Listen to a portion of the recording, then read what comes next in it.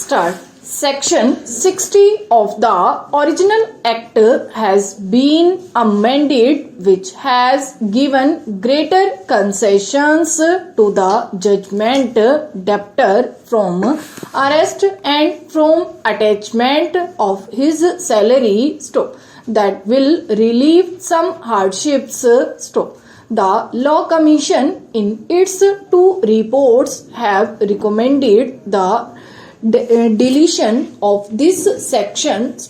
The bill as originally introduced also deleted that section, but the committee in its wisdom found that the notice should be there so that cases which are genuine might be settled out of court by the government, so that unnecessary expenditure need not be incurred by the litigant, and also the litigant need not undergo unnecessary expenses and worry.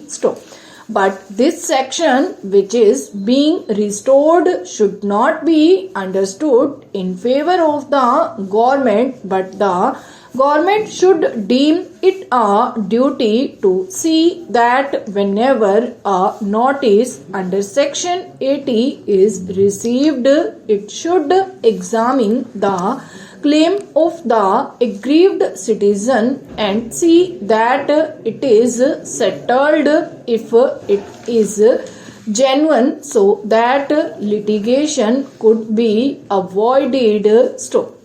Otherwise, the government or the government officers never bothered to look into the notice.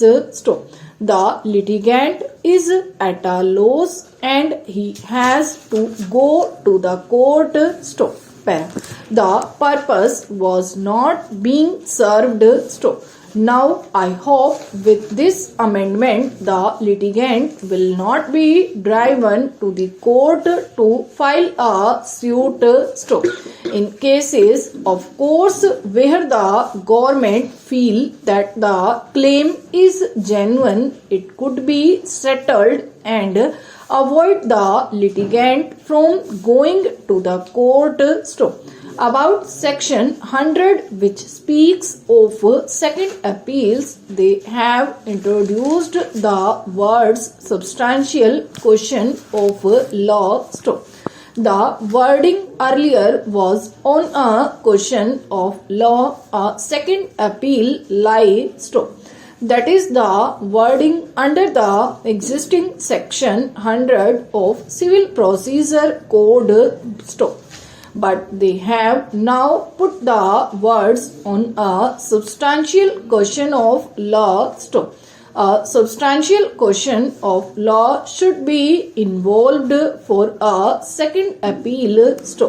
What does it mean? Suppose the decision of a suit depends on a question of limitation where the plaintiff files a suit and the defendant contends the suit as barred by time.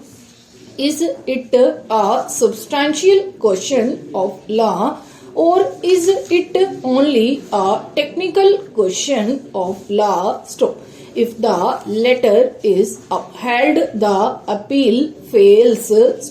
Therefore, I cannot understand why on a substantial question of law have been introduced in section 100. I think really it is taken out of the Constitution, where it is stated that substantial question of law involving the interpretation of the Constitution.